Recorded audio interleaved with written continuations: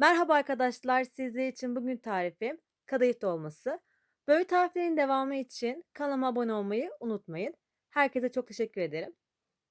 İlk olarak tarifin şerbetini hazırlıyoruz. 2,5 su bardağı toz şeker kullanacağız bu tarif için. Ben klasik su bardağı kullanıyorum, 200 milimlik. Aynı bardakla 3 su bardağı su. Ben bugün 500 gram yaş kadayıf kullanacağım bu tarifimde. Bu ölçü tam geliyor. Şerbetimizi ocağın üzerine alalım. Çok az karıştıralım şekeri, dibinde kalmasın. Kaynamaya başlayınca orta ateşte 15 dakika kaynatıyoruz. 15 dakikanın ardından içerisine 4-5 damla limon suyu damlatıyorum. Bir tatlı kaşığına yakın olsun.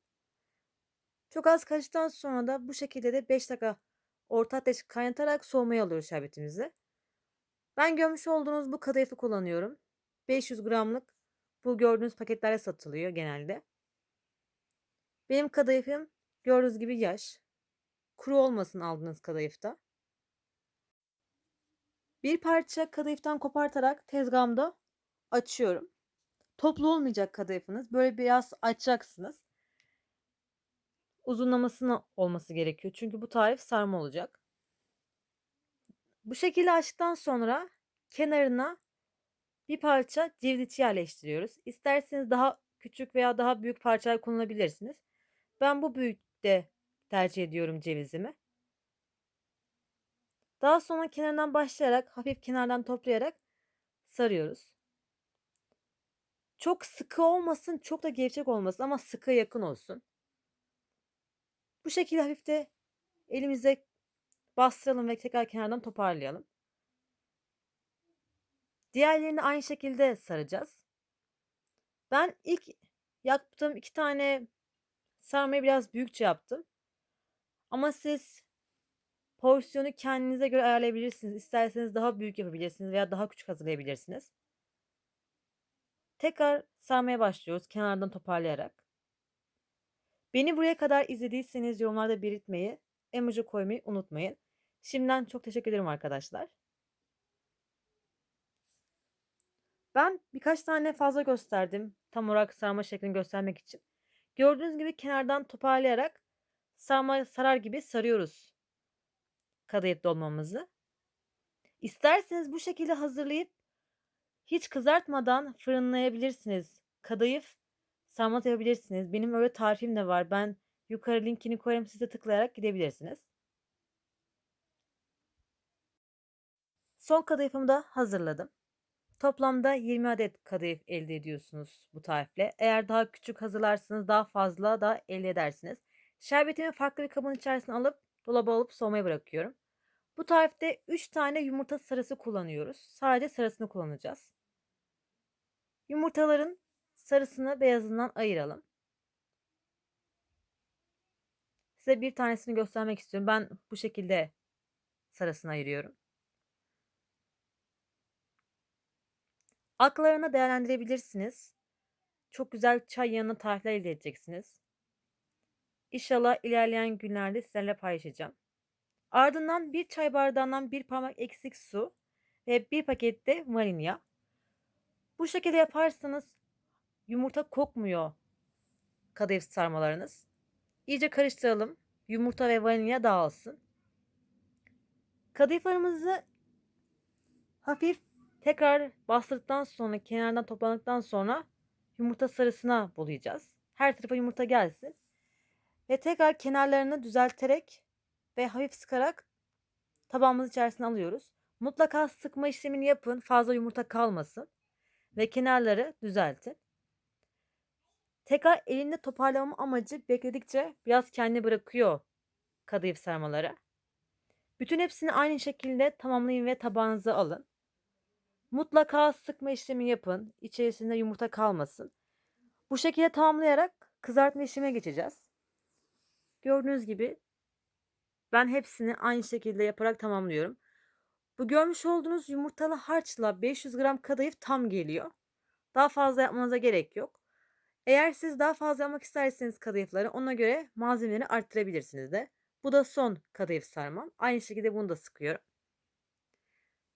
Tavama yeteri kadar sıvı yağ aldım. Biraz bol olsun ve kadayıflarımı içerisine ilave ediyorum. Bol yağda kızarması gerekiyor.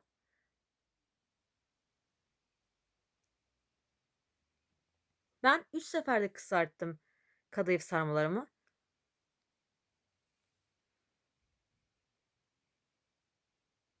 Fazla yapışık olmasın birbirine. Ara sıra bu şekilde maşa yardımıyla çevirerek her tarafını kızartıyoruz.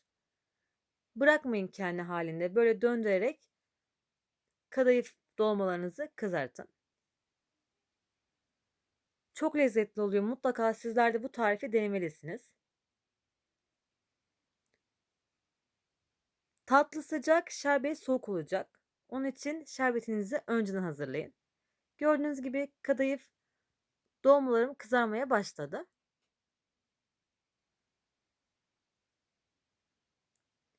Bu şekilde ara sıra çevirerek kızartmaya devam ediyoruz.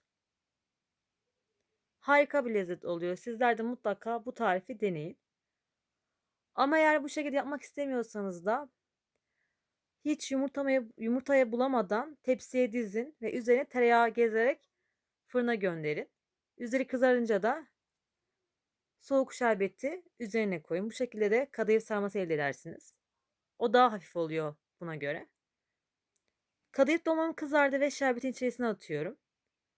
Şerbet soğuk, tatlı, sıcak. Tamamını yağını hafif akıtarak şerbeti içerisine alıyorum.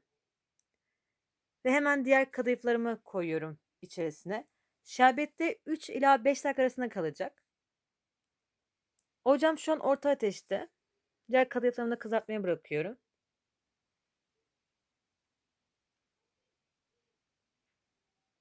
Hemen kızarıyor. Çok hafif karıştırarak her tarafına şerbet gelmesini sağlıyorum kadayıf dolmalarımı. Fazla şerbete beklemesine gerek yok zaten. 3 ila 5 dakika yeterli. Uygun bir servis tabağı içerisine alalım kadayıf dolmalarımızı. Çıtır çıtır oldular. Sizler de mutlaka bu tarifle denemelisiniz bu lezzeti. Tekrar şerbeti dolaba alıyorum ki biraz soğusun. Ben buzluk bölümüne aldım hemen soğuması için.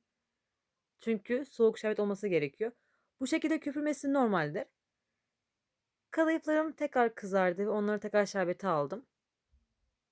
Gördüğünüz gibi harika gözüküyor. Yumuşak olmuyorlar kesinlikle. Çıtır çıtır oluyorlar. Siz de bu lezzeti evde hazırlamalısınız. Ev ortamında. Kadayıflarımı da alıyorum. Onlar da şerbette yeteri kadar kaldılar. Gördüğünüz gibi nar gibi kızarıyor. Ve yapımı oldukça basit. Ev ortamında kolaylıkla hazırlayabileceğiniz şerbetli tatlılardan bir tanesidir. Kadayıf sevenlerin bu tarifi mutlaka denemesini tavsiye ediyorum. Son kadayıflarım da kızardı. Ben fazla beklettim tavada. Biraz fazla kızardı. Siz dikkat edersiniz. Bütün hepsini tamamladım. Toplamda 20 adet kadayıf dolması elde ediyorsunuz bu tarifle. Gördüğünüz gibi çıtır çıtır oldu ve şerbetini içerisine tam çekti. Harika oldu.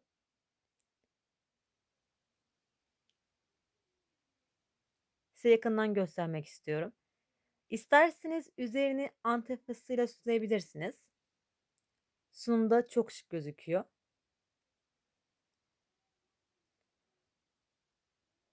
Beni buraya kadar izlediyseniz kanalıma abone olmayı, bildirimleri açmayı unutmayın. Farklı tariflerde görüşmek dileğiyle. Hoşça kalın.